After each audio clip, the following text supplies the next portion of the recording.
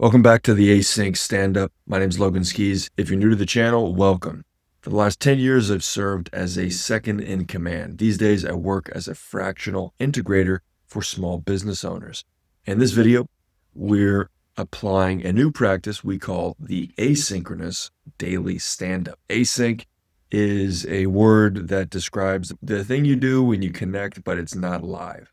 In the Venture Map community, we've provided a new approach to helping our members stay accountable. Our weekly planning session is one of the most fun and productive times I have on a weekly basis. Now we're applying a new technique on a daily basis called our Async Stand-Up. It's a great way to follow the best practice we all know we should do, but have a hard time doing it when it's just ourselves. All right, so let's go ahead and kick into it. If you have a long task list or even something in your head that you have to get out, you gotta get it done, this is the session to do that. All right, it's time to prioritize the day. If you have not joined the Venture Map community, I encourage you to do so. It's free. We've got a ton of cool stuff in there and more stuff coming all the time, specifically in the realm of automating strategy execution. Who couldn't use more help getting their tasks complete faster, easier, and at a higher quality than ever before? Okay, so when we start thinking about our daily stand-up, the first thing we want to do is consider yesterday. So we start with that review. How much time was put in, what tasks were completed, and what tasks were not. All right, I'm going to put just a 30-second timer on. This is something that is like not really rocket science, so we don't want to belabor this too long. I use Sunsama when I go through this, so it's wicked quick.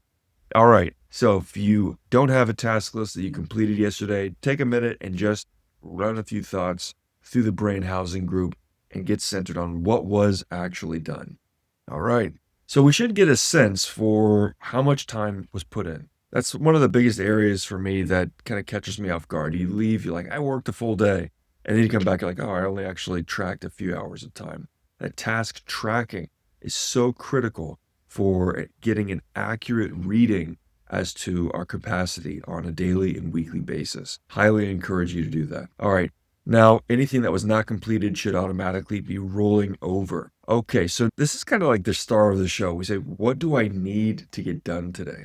And I'm going to put on a quick timer here, and I'll talk us through it. The first thing we want to think about is capturing and prioritizing tasks. So this is a mind dump into your notebook or your app. I love Trello, Sunsama. A lot of people use ClickUp. There's no shortage of great tools out there. The best tool is the one that works for you. Capture and prioritize tasks. Once we've got a list of everything down that we need to execute on, now the question is, what's the priority? And that's a litmus test for what really needs to get done and what is nice to have. We also want to make sure we estimate the time required. That's a step that a lot of people miss. They don't fully appreciate that.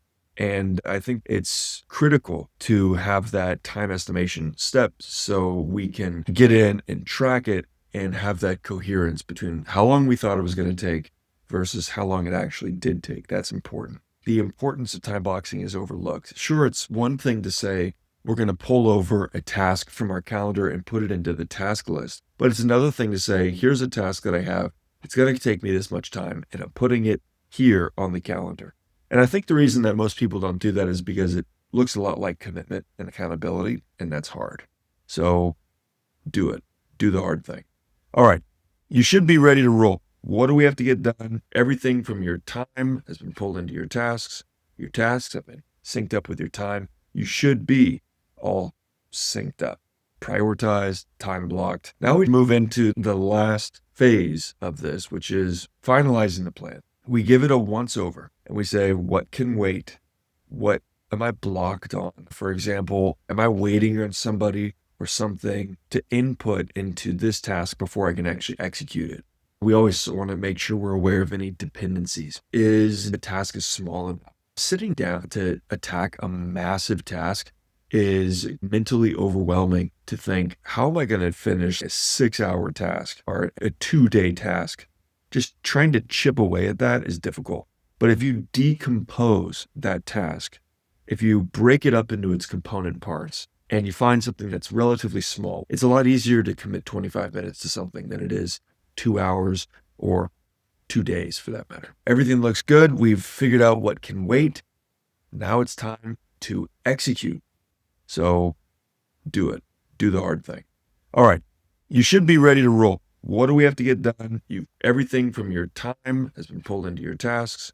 Your tasks have been synced up with your time. You should be all synced up, prioritized, time blocked.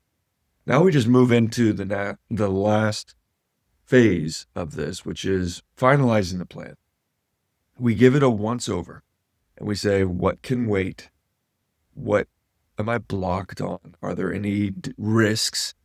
For example, am I trying to do some sort of deep into creative work while I'm commuting? Okay, risks are that's not going to work.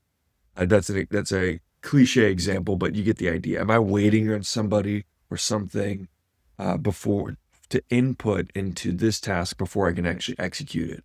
And then one other, so we always want to make sure we're aware of any dependencies.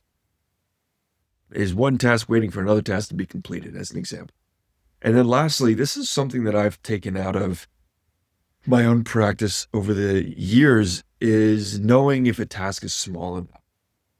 Now, sitting down to attack a massive task is challenging. It's like mentally overwhelming to think, how am I going to finish like a 6-hour task, or a 2-day task? Just trying to chip away at that is difficult. But if you decompose that task, if you break it up into its component parts and you find something that's relatively small, what can I get done in 25 minutes? That's a lot easier. It's a lot easier to commit 25 minutes to something than it is 2 hours or 2 days for that matter. Okay, now everything looks good. We've figured out what can wait. Now it's time to execute.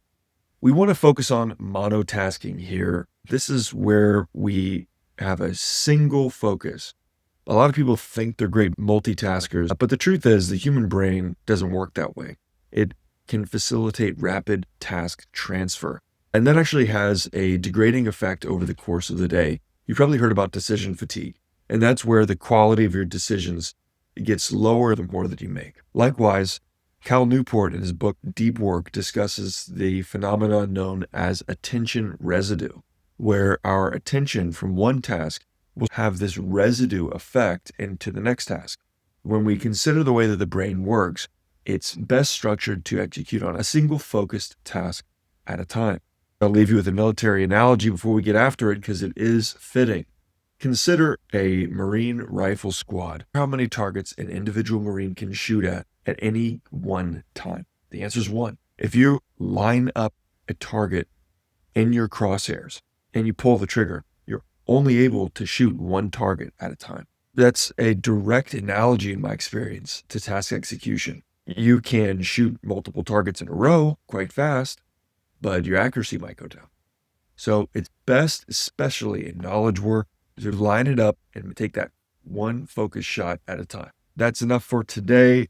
Daily Async is complete. If you're interested in learning more about how we can help you get structured and set up for Q1's priorities, join the free community. We'll spin out a growth plan for you for free. I'll even meet with you one-on-one to get it set up. All right. Thanks again, and I'll see you in the next one.